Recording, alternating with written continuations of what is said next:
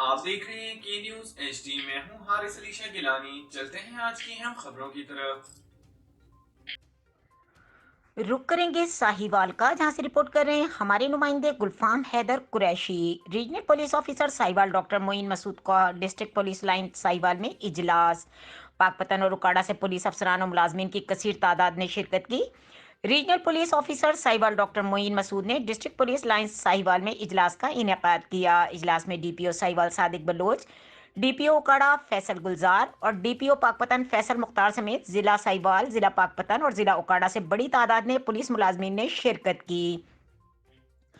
R P او ساہیوال نے اجلاس سے خطاب کرتے ہوئے کہا کہ پولیس ملازمین کی مسائل ترجیحی بنیاد پر حل کیے جائیں گے۔ انہوں نے پولیس ملازمین کے مسائل سنے اور موقع پر ان کے حل کے احکامات جاری کیے۔